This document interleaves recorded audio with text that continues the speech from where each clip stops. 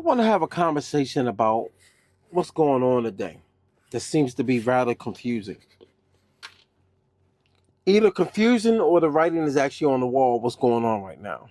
I know that we all looking at this economy right now, trying to figure out our next move. But the problem is that I'm noticing, even in my field, I once was in a computer field, and now I'm in the trucking field, and I met not only one, but I met maybe a good four, maybe could be five truck owners, owner operators.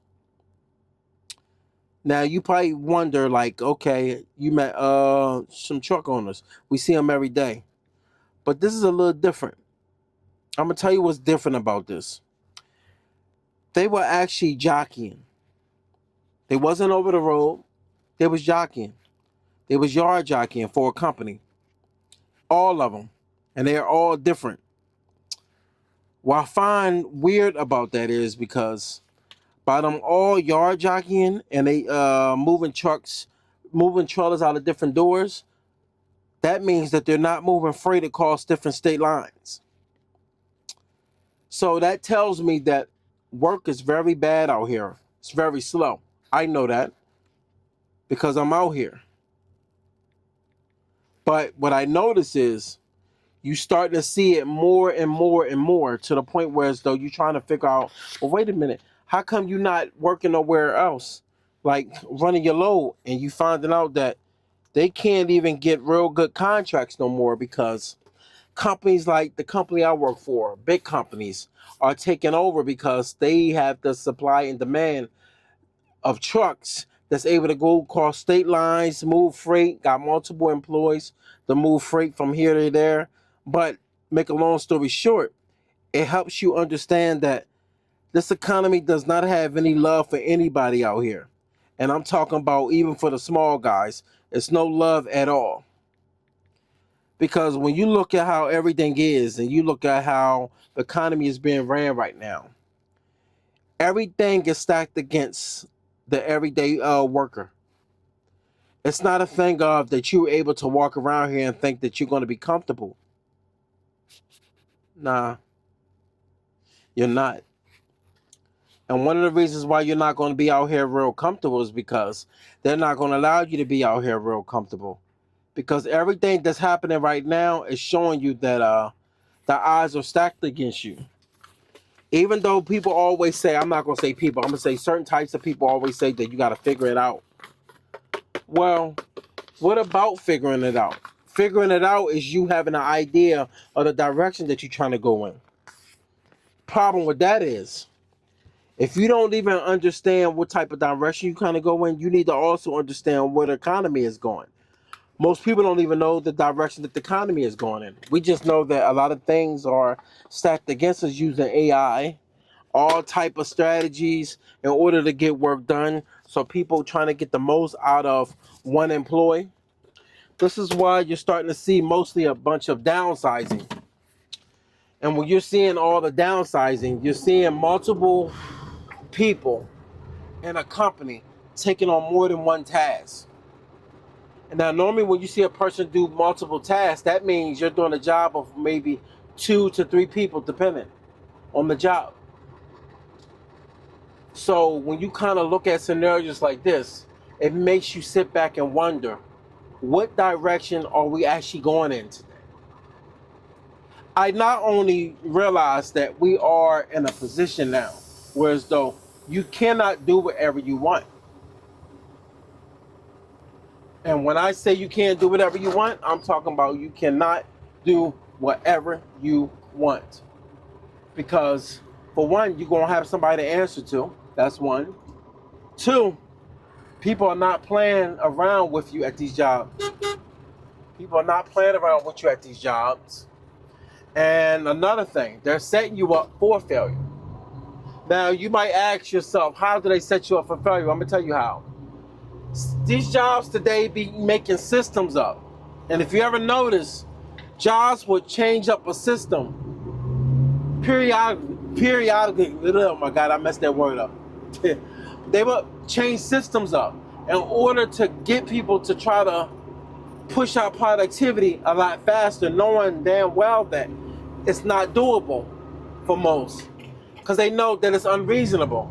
And then they would change it right back to the old ways after they done got rid of a couple people. We're seeing it. I just had a friend hit me up yesterday. He's with I'ma just say he's with FedEx. He's with FedEx. I'm not gonna mention his name. And he was just telling me like, yo, they done got a lot of things going on here that set people up for failure. And he was like, they done got rid of a couple drivers off of discrepancies of just certain whatever it was. Now, some people deserve to get rid of. Like, some people deserve to get fired. It depends. But we at a point now where as though jobs are really they're putting employees in positions to actually hang themselves. Whereas though they could be a good worker. But the thing is, it's not about how good of a worker they are. It's like, yo, what could we get them on? Oh yeah, they've been doing this. You know what?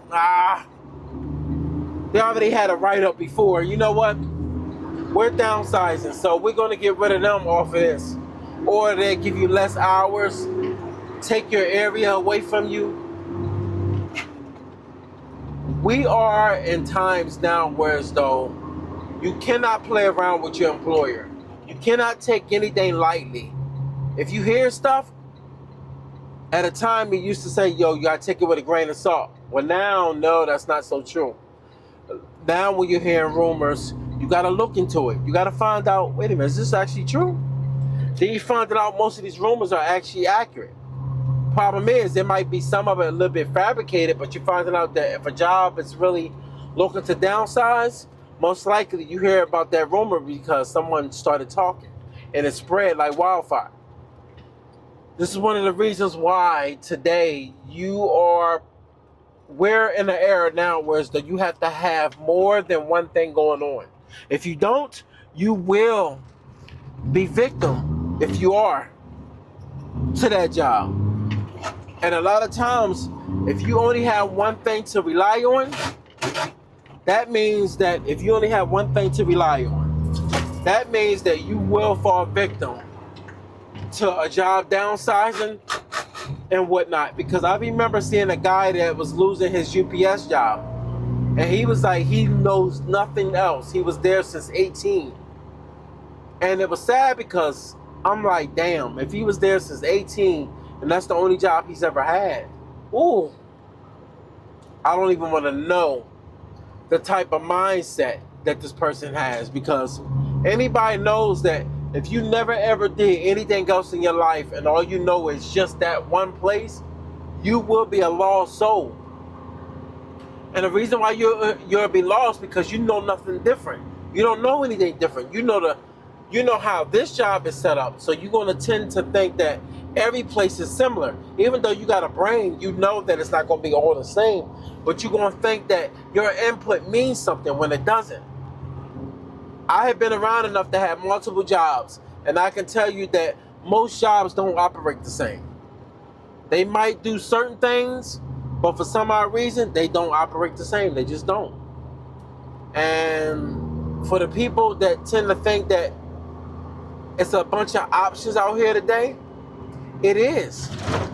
The options you have today are the options you pick, the options you set up, not your job options, not the job market options. The options you have today are the options of you, what you set up for yourself. This is why it is so smart and so beneficial for you today to start to spend your money and operate differently in the way you spend and the way you manage your money. Because the way you manage everything means that if you set yourself up to win, you start setting yourself up to sell products, you set up something where as though you're able to start running your own business, your own LLC that you already opened, and now you're doing your own thing on the side. This is what's beneficial for you today. This is what's smart for you to do today. So if you're not a person that's smart like that, then hey, I'm sorry. This might not be for you. But I'm gonna tell you right now, even the dumbest people start to wisen up when they start going through some type of hardships and things that are a little bit unbalanced. You will find out in this world we in today, no one cares about you like you think they do. You will find out very quickly when you have nothing, you will be looked at as you are nothing. And a lot of times people like to say that, they try to give hope and everything and say, well, money ain't everything. Money is not everything. But take it away and find out if you're going to be able to keep that mortgage paid, or if you're going to be able to uphold that child support.